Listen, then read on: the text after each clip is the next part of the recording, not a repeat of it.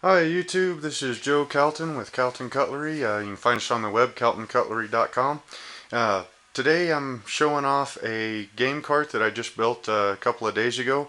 I have not had the chance to get any game on it yet out in the field.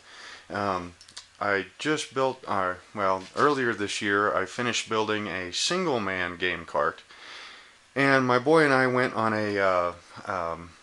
an elk hunting trip earlier this year where we used both of my single man game carts to take our camp, the tent with the wood stove in it, back into an area and camped out for a couple of days chasing elk. Didn't end up finding any elk, but we had a great time anyways.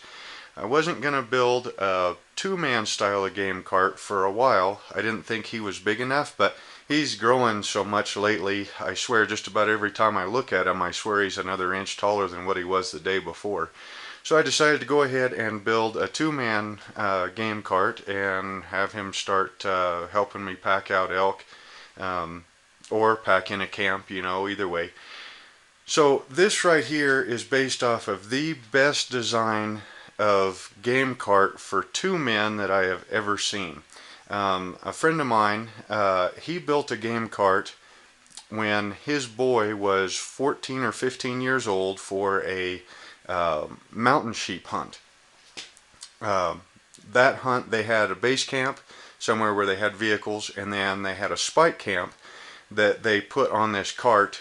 Spike camp, for those of you that don't know, is your base camp has got all of your your extra supplies, your vehicles, extra rifle, all that kind of stuff. And your spike camp is basically your sleeping bags, a very lightweight tent, or a tarp type of deal, and 3 or 4 days worth of supplies. And then you take your spike camp from your base camp, go to wherever it is that you're going to go, and then hunt out of the spike camp until you need to resupply, and then you come back to your base camp, go back up to the, grab supplies, go back up to the spike camp, and so forth.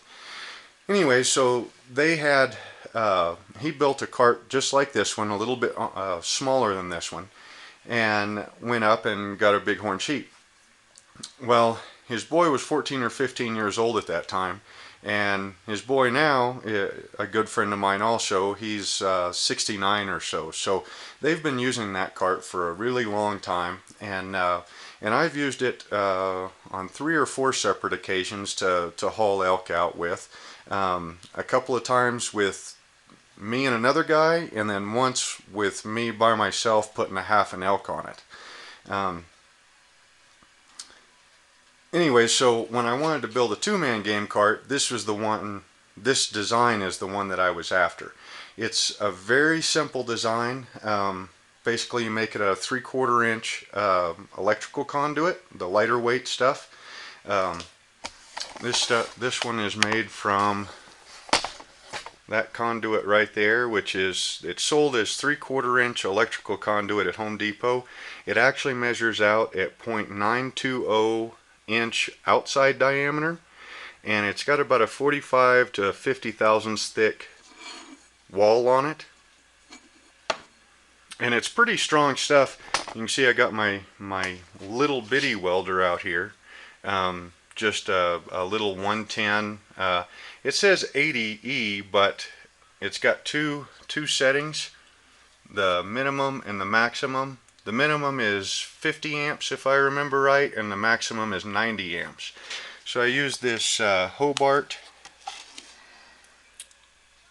6013 16th inch rod to weld this cart up. And if you've never used the 16th inch rod, boy, you better have your extra cup of coffee in the morning, because as thin as that rod is, it shakes all over the place when it's full length and you go to start a bead. But anyways, their game cart was a little bit on the small side. Of course, that buddy, he's a little bit smaller guy than I am. So basically, about the only change I made to that cart was to make it a little bit bigger to match me. So this one is 7 foot long, about 2 foot wide. Let me grab a tape measure. I want to say it's about 33 inches tall. 33 to 34 inches tall. It does have one adjustment for height right now, and that is on the axle. There is an extra bolt hole right there where you can move the axle up, which will bring the cart down 1 full inch.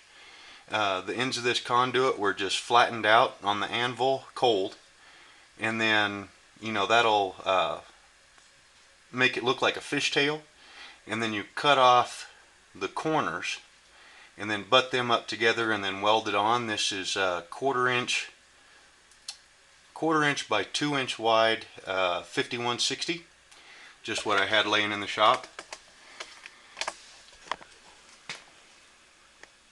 And it comes up to I believe it's called a butt weld here, and the same on the other side.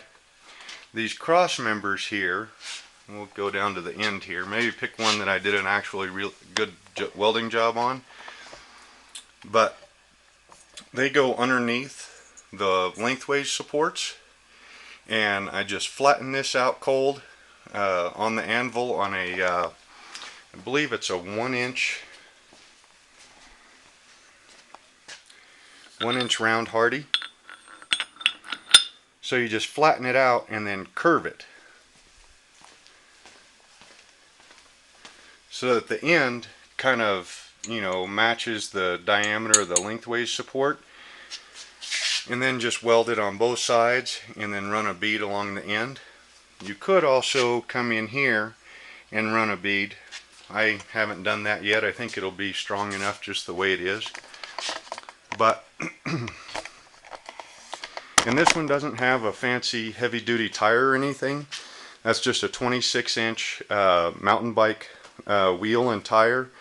This one is made out of aluminum and has the cam lock that's on the other side, but you guys have all seen that. It's just a cam lock for changing tires and everything, so you don't have to use tools. So far, I did put a deer on this. We brought it back with a game cart, and it was hanging in the cooler, and I just finished this cart up, and I wanted to throw some weight on it just to kind of see how it handled and everything. So we did throw a small deer on it, which was, I think the dressed out weight was right around 105 pounds, I think. Carried it around the backyard, jumped a couple of retaining wall bricks, just kind of played around with it a little bit, and it was really nice and steady. The width, the 2-foot width, made it pretty steady as far as side to side. With the single wheels design like this, that is, besides needing 2 guys, you can use it by yourself if you've got the upper body strength and if you've built it wide enough to where you can balance it. When I mean balance it, I mean, when you're using this by yourself, you're not only balancing it, front and back, but also side to side. So if you build one, make sure you build the handles to where they're, roughly shoulder width apart.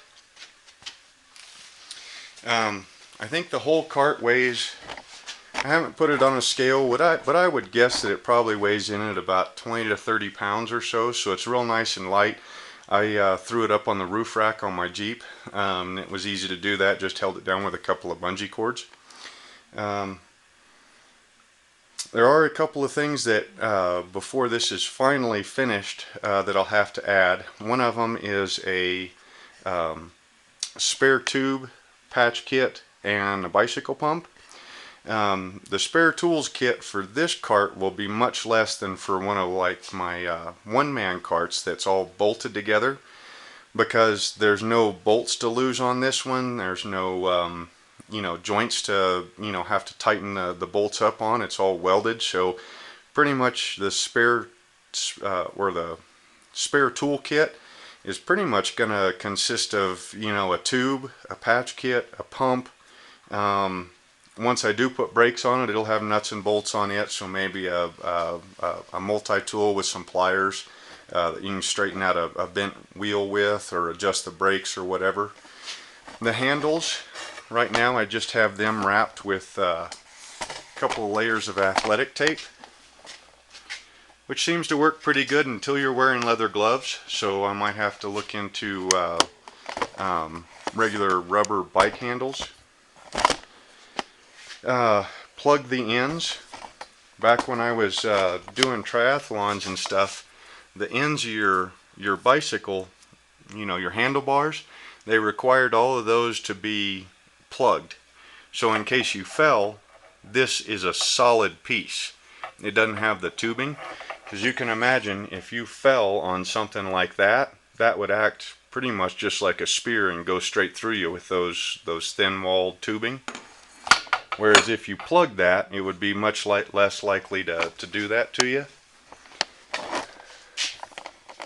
Let's see if I got my notes here. Yeah, add brakes. I was going to add 2 brakes. One for the guy in the front and one for the guy in the back. That way you can, you know, either just one guy can control the brakes, or if you're on a real steep downslope, you both have control over it. Or you can mess with the other guy, you know, while you're packing it out, and, you know, start hitting the brakes a little bit to make him work a little bit harder for a minute or two. You know, just have a little bit of fun. But I haven't quite decided how I'm going to mount the brakes yet. So about the time I need them, I think that'll be about the time I get that figured out. But anyway, this cart, I think it's going to come in real handy for not only packing game out, deer, elk, antelope, but also for packing spike camps in. You know, the hot tent with the stove, sleeping bags, all that kind of stuff. I think it's going to be a really good cart. Cost on the whole thing was about, I don't know, maybe $30 to $50. The tire and the wheel were scrounged. I already had them laying on hand. The electrical conduit at Home Depot is $3.60, I think, for 10 foot of it. So I think I had like 5 sticks worth of that tubing into the whole cart. The welding rod, the Hobart 16th inch welding rod, I believe it's like $7 a package.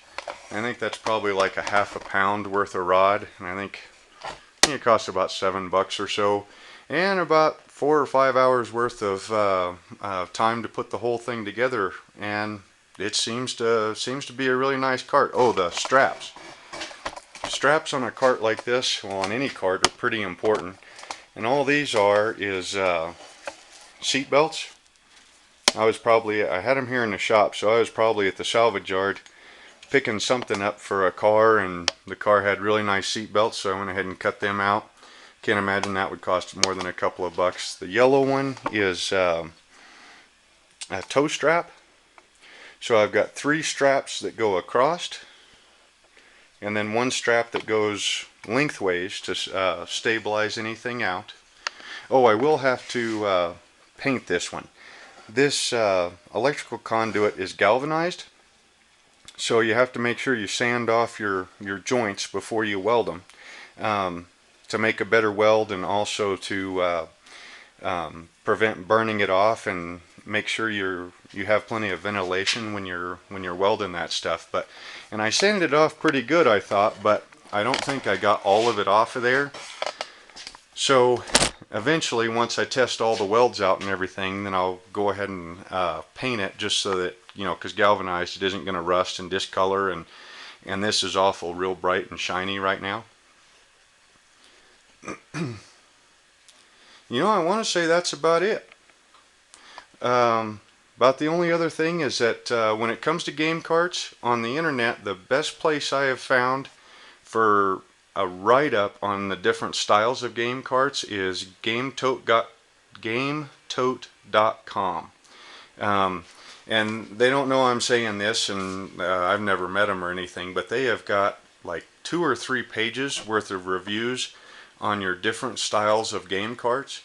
They make a version like this with a small motorcycle wheel, like off of a dirt bike, and thicker walled tubing and everything, and they have got pictures of people packing whole elk out all at once, whereas I usually cut them in half and take a half at a time. But their game carts, they're saying that you know, if you've got two guys that are stout enough and you know are willing, that you can go ahead and drop it out, dress it out, put the whole thing on the cart, and pack it all out in one trip.